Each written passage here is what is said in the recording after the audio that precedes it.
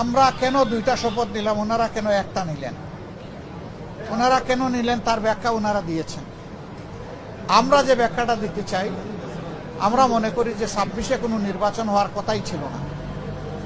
এই 26 সালের নির্বাচনটা হয়েছে 24-এর গণ অভ্যুত্থানের কারণে। আমরা গভীর শ্রদ্ধার সাথে যাদের কারণে আজকের এই নির্বাচন, আজকের এই সংসদ, আমি তাদেরকে স্মরণ করছি, যারা জীবন দিয়ে দুনিয়া থেকে বিদায় নিয়েছেন। আল্লাহ তাদেরকে শহীদ হিসাবে কবুল করুন। যারা লড়াই করে আহত হয়েছেন, পঙ্গু হয়েছেন, তাদের প্রতি আমাদের গভীর সমবেদনা। আল্লাহ তাআলা তাদেরকে সুস্থতার নিয়ামত দান করুন। আমরা আজকে হয়তো শপথ নিতে ভিন্ন চিন্তা করতে পারতাম, কারণ জুলাইয়ের আকাঙ্ক্ষা এবং গণভোটের রায়, এই দুইটার প্রতি সম্মান দেখানো রাজনৈতিক দল হিসাবে আমাদের পবিত্র দায়িত্ব আমরা গণ্য করেছি। আমরা গণভোটের রায়কে সম্মান করেছি, জুলাইয়ের আকাঙ্ক্ষাকে সম্মান করেছি, যারা আমাদেরকে ভোট দিয়েছেন তাদেরকে সম্মান করেছি, এবং আমরা একমত হয়েছি যে এই শপথ নেওয়া আমাদের কর্তব্য।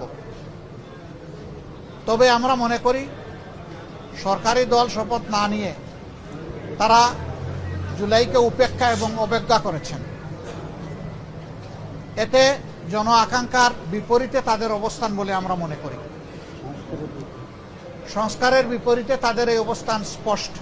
যদিও তারা ব্যাখ্যায় বলেছেন যে সংসদ বসে তারপরে প্রভিশন ক্রিয়েট করে এটা তারা দেখবেন, আমরা এটা দ্রুত দেখতে চাই। যদি তারা জুলাইকে সম্মান করেন, যদি সংস্কারকে তারা ধারণ করেন, যদি আজকে যিনি প্রধানমন্ত্রী শপথ নেবেন তিনি নিজেও নির্বাচনী ক্যাম্পেইনে গিয়ে বলেছেন যে আপনারা গণভোটে হা বলুন, যদি এর প্রতি তারা শ্রদ্ধাশীল হন, আমরা মনে করি তারা ওই শপথটাও নেবেন। আমরা আশা করেছিলাম তারাও শপথ নেবেন দুইটা, আমরাও নিব দুইটা সকালবেলা। তারপরে তারা আমাদেরকে অথরিটির পক্ষ থেকে দাওয়াত করেছিলেন বিকালের অধিবেশনে, যেখানে মন্ত্রী পরিষদের শপথ হবে, সেখানে অংশগ্রহণ করার জন্য। আমরা প্রত্যেকে 3টা করে কার্ডও পেয়েছিলাম, মানসিক প্রস্তুতি আমাদের ছিল, কিন্তু আমরা এসে ধাক্কা খেয়েছি। আমরা আমাদের জুলাই শহীদদেরকে অশ্রদ্ধা করতে পারি না, জুলাই যোদ্ধাদেরকেও আমরা অশ্রদ্ধা করতে পারি না, যার কারণে আমাদের শত ইচ্ছা থাকা সত্ত্বেও বিকালের এই শপথ অনুষ্ঠানে আমরা যে অংশগ্রহণ করতে পারলাম না, আমাদের একটা আফসোসের জায়গা থেকে গেল। আমরা এই শপথ না নিলেও পারতাম, অনেক কিছু হয়েছে আমাদের সাথে। কিন্তু আমরা চাই ক্রমান্বয়ে গণতন্ত্র তার প্রাতিষ্ঠানিক রূপ পাক, এই রূপে ফিরে আসতেই হবে, এর কোনো বিকল্প নেই।